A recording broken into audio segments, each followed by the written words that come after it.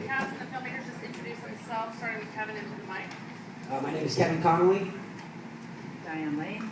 Randall Wallace. John Malkovich.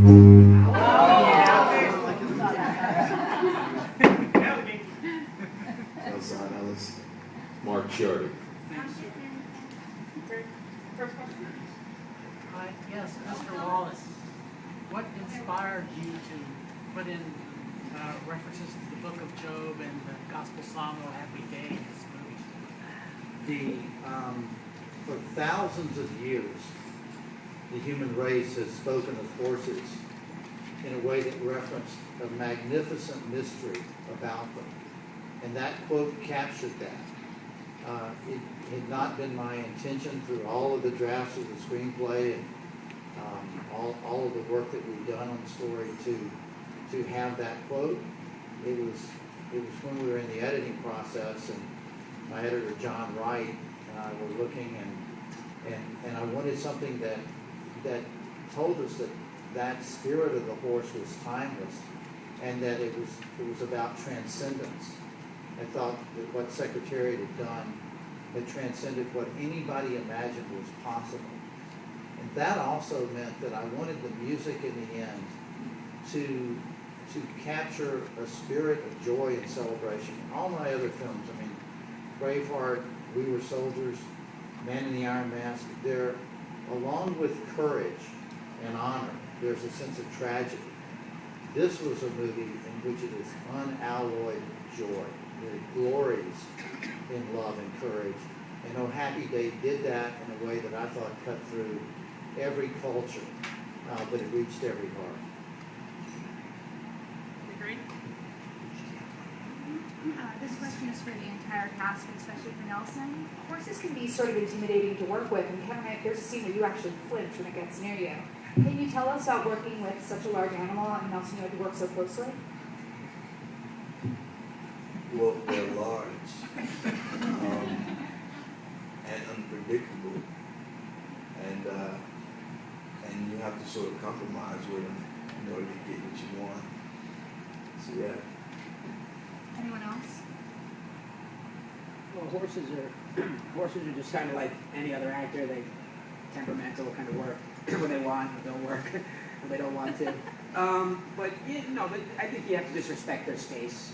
Obviously, Nelson was a little bit closer to the action on that one, so I know he had a few close calls. But I try to keep my distance and just respect their space because they are indeed very large animals. Hi, Diane, I wanted to ask you about playing Penny. It seems to me that this is also a story about a woman kind of taking charge and coming into her own as a owner and as someone who gets things done. And I'm wondering for you, in terms of talking to Penny and also playing this character who was of this period, the early 70s, when women were kind of coming out and so forth, what was that like for you? Thank you for the question. First of all, it was very surreal to spend time with the real Penny Chenery because invariably it's unusual to spend time with somebody that you're going to be bringing to the screen. It adds a level of, it raises the stakes. I really personally wanted to make it a gratifying experience for her. But as far as the times that the film took place in and the glass ceiling that was, I don't think it was even recognized as being there or an issue. I don't think that Penny ever took on or saw herself in a vainglorious manner at all, representing any gender or any generation. It was rather a timeless story from her point of view of her family business and doing what needed to be done to save it. And she rose to the challenge and really inherited the mantle of that task. And it's interesting to me because she's such a strikingly handsome woman, and you could spot her from across the racetrack with that hair. So I think it was actually distracting to journalists. They wanted to say, hey, what are you doing here? And she would never stoop to being defensive. So I take a page from her book and salute her for not letting this become an issue, but more one for the history books, for people to, with the patina of time, say, well, there's a hero. You know. This question is for John and also for Diane. I was wondering, what was your biggest challenge in playing each of the roles? I don't know, for me the challenge is always the same, which is to try and do something well, really. And I don't often think of that challenge in terms of playing a specific role. I think about what is your part in this film, what can you bring to it that will help the film as a whole. So I can't say there was a specific challenge beyond what's normally in movies, which is you have very little time and almost no rehearsal. If we almost never do. There just isn't the time. It's not how they make movies.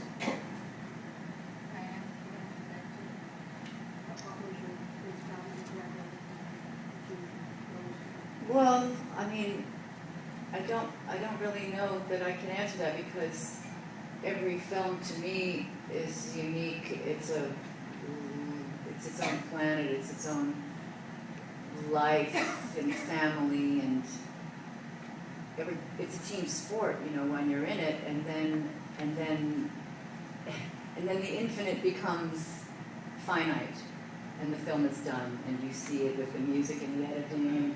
And all the parts that you weren't there for when it was being filmed, and you really appreciate all the names that are scrolling by, and you go, my God, look at us, we were huge, we accomplished so much, and you know, so I just feel very grateful and sort of daunted by the prospect of, you know, living up to Penny's legacy on screen, and it really is very gratifying to.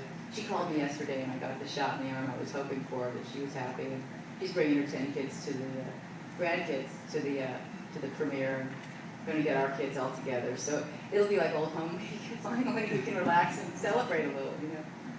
For Diane, in the press kit it says that you watched the 3 races, obviously the films, with Penny. I kind of wondered what you got from that, if she told you moment by moment how she felt during those races. And for John, was there any film of Lucius as such an outrageous and fun character? Was there film of him that you could see, or was it all, did you make it up?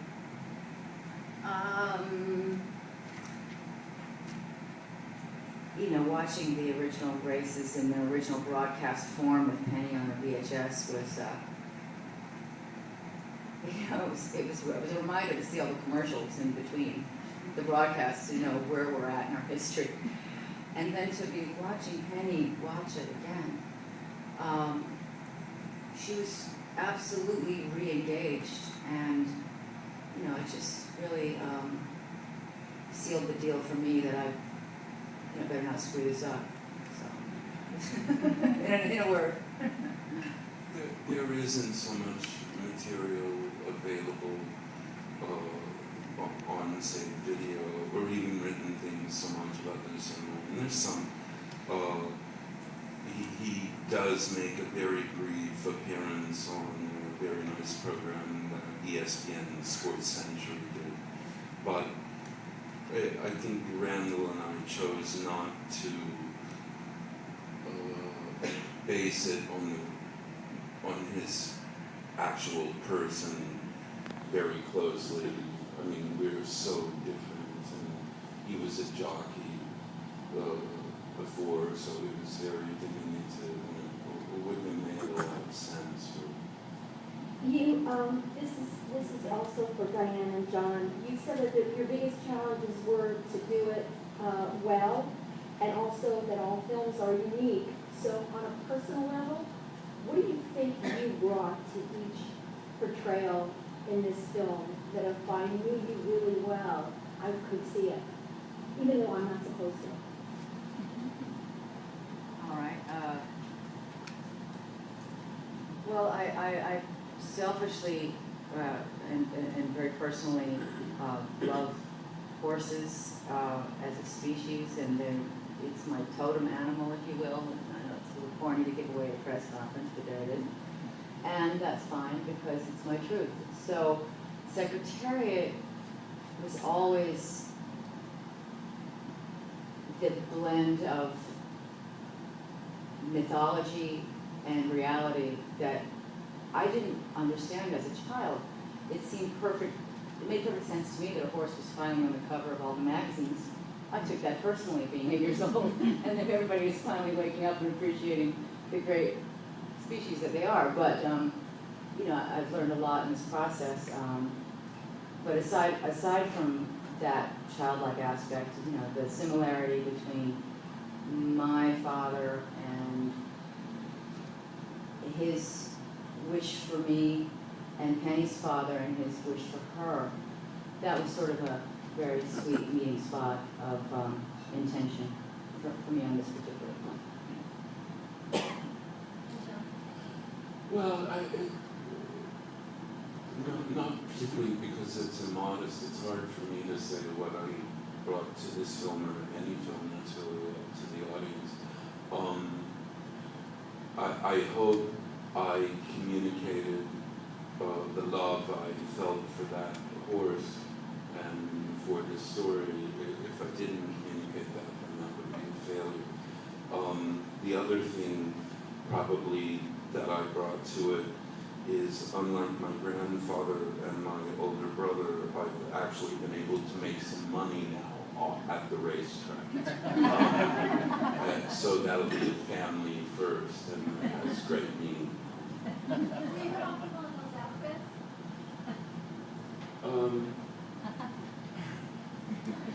Well, comfortable, yes. I mean, 1973, I would have thought was really the nadir of the history of fashion. When you just watch the races on YouTube, the kind of astonishing ugliness of the clothes would just blind you. But was I comfortable? Sure. I'd just like to add in terms of that question about what the actors achieved, because it's maybe more difficult for them to talk about than it is for me to talk about it, that what we had in our cast here was an absolute authenticity and a breadth of things to do. Diane's character is not only has to have her father die, not only has to project courage in the face of loss and good humor to her children, she has to lose her temper. She has to, to weep alone in a phone booth. With John, everybody knows that John, I've been describing you, John, in the press conferences as that you're like racehorses, only you have more testosterone. That we know that John can be volcanic, but to me this is one of the tenderest moments that I've seen John play along with that. Kevin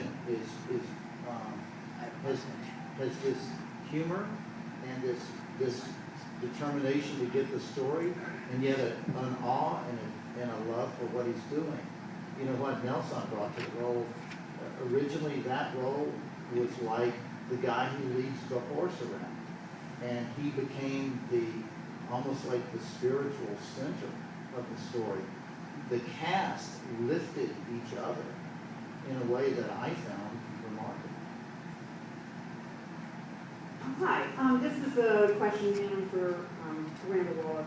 Since we know the ultimate outcome of the story, because anybody who lived through it, it's part of history, what was your approach to making the audience really get engaged and keep interested? Because the rest of the story there's a lot of subtlety to the emotional stories in it.